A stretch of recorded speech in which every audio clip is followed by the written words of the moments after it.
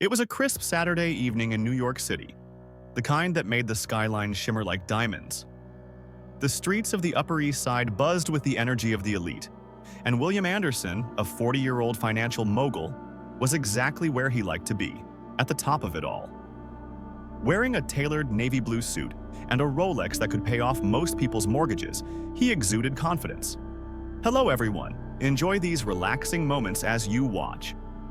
William adjusted the rearview mirror of his Mercedes S-Class, not because he needed to, but out of habit. His reflection stared back with quiet arrogance. Salt and pepper hair, piercing green eyes, every inch the image of a man who never lost. Sitting beside him was Ashley Carter, his 26-year-old girlfriend, a former supermodel turned social media influencer. She was flawless in a champagne silk dress, dabbing her crimson lips in the mirror of her designer clutch. "Are you sure you booked the best table, babe?" she asked, her tone playful but expectant. "You know photographers hang around the Gilded Lily on Saturdays." William smirked. "Of course. Chef Remy is preparing a custom tasting menu just for us. It's our anniversary." "Ashley, I planned everything." As they pulled up to the valet outside the five-star restaurant, flashbulbs popped from across the street. William stepped out, rounded the car with confidence, and opened the door for Ashley, offering her his hand like royalty. She stepped out slowly, camera ready, her heels clicking against the polished concrete. But before they could step inside, William's world stopped. Just feet away from the velvet rope entrance stood a woman in a worn-out gray uniform, holding a torn paper bag, timidly asking strangers if they had leftover food. Her hair was tied in a messy bun, and her sneakers were scuffed beyond repair. But it wasn't the uniform that froze William. It was her face. Rachel Morgan, his ex-wife, the woman he hadn't seen in over 5 years. That wasn't the only shock. Standing beside her were 4 children, 3 girls and a boy, all no older than 5, and they looked exactly like him. Same emerald green eyes, same sharp chin, same stubborn expression. His blood turned cold. "Aren't you coming?" Ashley's voice floated from behind, but it sounded like it came from miles away. William didn't answer. He took a shaky step forward, eyes fixed on the children. Rachel finally looked up, and when her eyes met his, she stiffened. Her entire body tensed, like prey cornered by a predator. But she didn't run. Instead, she whispered. "William." One of the little girls tugged at her sleeve. "Mommy, who's that man?" Ashley appeared next to William and glanced at Rachel. "Do you know the cleaning lady?" Rachel's back straightened. She looked him in the eye. "They're your children? All 4. William's breath left his body like he'd been punched in the stomach. The noise of honking cabs, laughing diners, glasses clinking, all faded into deafening silence. His heart was racing, his palms cold. He stared at their faces again. One of the girls, quiet with a sketchpad clutching her chest, was watching him like a hawk. Another hummed to herself while twirling, completely unaware of the emotional hurricane swirling around her. The boy stood protectively in front of his sisters, even then, already playing the role of big brother. Ashley nudged his arm. "William, the chef's waiting. We're already late for the reservation," but he couldn't move. He stepped closer to Rachel, his voice barely above a whisper. "Why didn't you tell me?" Rachel's expression hardened. "I tried. I sent letters, called your office. I even showed up once, but your people wouldn't let me near you. You didn't want to see me." The words hit harder than any headline he'd ever faced. "But you just disappeared because you thought I cheated on you," Rachel snapped, her voice shaking. "You wouldn't listen. You threw me out with nothing, and I was pregnant with your kids." Ashley let out a dramatic sigh. "Are we seriously doing this right now? Outside in public?" The children, sensing the tension, gathered around Rachel like little planets orbiting their sun. "What are their names?" William asked quietly, still stunned. Rachel hesitated, but eventually answered, pointing one by one. "Ethan, that's the boy. Then Lily, Chloe, and Emma." Ethan, the boy, stepped forward.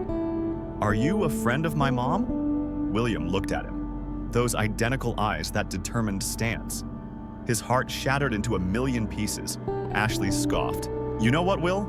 I'm not standing here watching you have a soap opera moment with your ex-wife and her gang of street kids."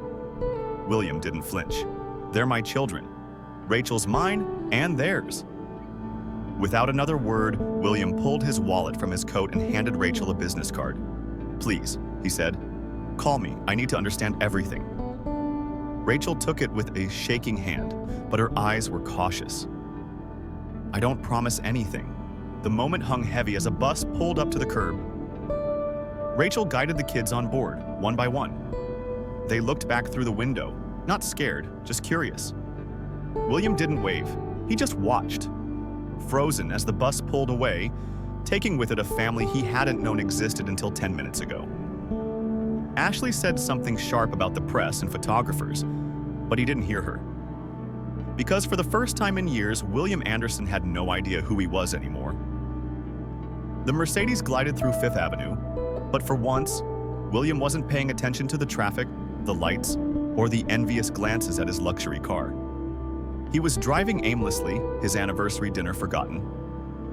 Ashley was long gone after an explosive argument, and the noise in his mind was louder than anything around him. He kept seeing those four little faces, his eyes, his chin, his blood. "How the hell did this happen without me knowing?" he whispered into the silence of the car. By the time he pulled into the underground garage of Anderson Holdings, the sun was dipping below the New York skyline. The 42nd floor penthouse office, which usually gave him peace, now felt like a prison. William paced in his office, then yanked open the bottom drawer of a locked cabinet. There it was, a photo from his wedding to Rachel. They were so young. He in a simple tux, she in a modest white dress, barefoot on the beach in Cape Cod, laughing into the camera. Like the world was theirs. And for a while, it was. Until jealousy, pressure, and his own insecurities poisoned everything. Back then, his mother Margaret Anderson had warned him. "She's not from our world. Will, a public school teacher from Ohio, she doesn't understand high society. She'll drag you down." And he listened. When he found a photo of Rachel with her male coworker just laughing over lunch, he'd exploded. Accused her of cheating, threw her out, blocked her calls, had security turn her away at his office. He had no idea she was pregnant, and now he had 4 children who didn't even know him. The phone buzzed. He glanced at the screen. "Mom." He ignored it. Then came a soft knock at the door. His assistant, David, peeked in. "Sir, your mother's here. She said it's urgent." William clenched his jaw. "Let her in." Margaret swept into the room like a queen, her hair perfect, pearls gleaming, perfume trailing behind her. "William," she began, "I need to talk to you about this unfortunate situation." "Unfortunate?" he snapped. "You mean my 4 children I just found out about tonight?" She didn't flinch. "They're not your concern. That woman disappeared. She humiliated you. I did what I had to do." He blinked. "What do you mean?" "Did what you had to do?" Margaret sighed, sitting on the leather chair. After the divorce, Rachel showed up at the office. I told security not to let her in. She sent letters.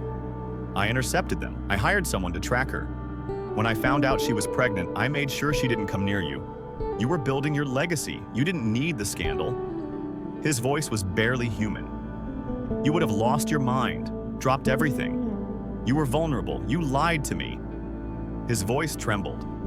You stole my kids from me. I protected you, she insisted, from being dragged down. William stood, fists clenched. You destroyed 5 years of my life. You let me think she just ran away. Do you know what kind of man that turned me into? Margaret's voice softened. William, you're successful, respected. You were meant to lead this company, not raise a brood of kids in a 1-bedroom apartment. He turned away, grabbing his coat. I have to find them. No, this conversation is over. He slammed the door behind him. It was nearly midnight when William pulled up to a worn-down apartment building in Brooklyn. Dressed in a found dress scribbled on the back of Rachel's old hospital bills, he dug out of storage. He knocked on the door. No answer. A neighbor across the hall peeked out. You looking for Rachel? She asked, a middle-aged woman in a robe. Yes, I'm a friend. She works nights. She won't be back until morning, and the kids are sleeping. I check on them sometimes. They're sweet, smart kids." He nodded. "Thanks." Back in his car, William sat in silence. They were asleep, his kids, inside that small apartment without him for 5 years. He stared at the building, then slowly reached into the glove compartment and pulled out a small velvet box. The ring he was going to give Ashley tonight. He opened it, looked at the diamond sparkling under the streetlight, then threw it into the cup holder, like it meant nothing because it didn't. Not anymore. He was no longer the man who chased headlines and luxury. He was the man who'd missed his children's first steps, their first words, their birthdays. He pulled out his phone. "David," he said when his assistant picked up groggily. "I need a private investigator, the best in New York. I need every detail on Rachel Morgan, where she's been, how she's been surviving, and how I never knew she existed." There was a long pause. "Understood, sir, right away." As William ended the call, he glanced one last time at the dark apartment window, behind which his children were sleeping. 4 strangers, but somehow, his entire world. If you were William and you just found out your own mother hid the existence of your children, what would you do? Tell us in the comments. Would you forgive her or cut her out of your life forever? And if you believe family secrets always come back to light, comment, like, and heart. Saturday morning arrived with a soft golden light streaming over the rooftops of Brooklyn. William stood nervously outside apartment 4B, wearing jeans and a plain gray t-shirt. No designer labels, no Rolex, just him. He checked the note in his hand again. Rachel's handwriting. Confirming Saturday at 10 a.m. Come alone. No surprises. He took a breath and knocked. The door creaked open. Rachel stood there, wearing a simple blouse and jeans. Her face, though tired, carried the grace he remembered. For a moment, time rewound. "Hi," he said, voice low. She studied him for a long beat. "You look different." "I feel different." Rachel stepped aside. "They're inside. Be gentle." The apartment was small but clean. Children's drawings decorated the fridge and walls. A piano keyboard sat in the corner. On the couch, 4 kids sat quietly and cautiously, their wide green eyes staring at him like he was a puzzle they didn't quite know how to solve. He knelt down. "Hi," he whispered. I'm William, your dad." There was silence. Then Carmen, the girl with glasses, stepped forward. "Why didn't you come before?" The question hit him like a truck. "I didn't know you existed," he admitted honestly. "Ma, if I had, I would have never left." "I'm so sorry." Miguel stood up next, arms crossed like a miniature adult. "Mom says people say sorry a lot, but they don't always mean it." William nodded slowly. "You're right, but I mean it. And I'm here now, if you'll let me be part of your lives." Lucia looked at him curiously. "Do you like music?" "Love it," he replied. "Used to play guitar in college." That cracked something open in her. "I play piano? I saw it by the window," she smiled. "Bet you're amazing." Sophia, clutching her sketch pad, said, "I draw pictures of you. I didn't know if they were real, but Mom said I had your eyes. They are."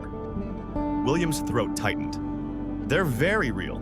Can I see one?" She shyly handed him a drawing of a man in a suit, holding hands with 4 kids in a park. William's eyes welled up.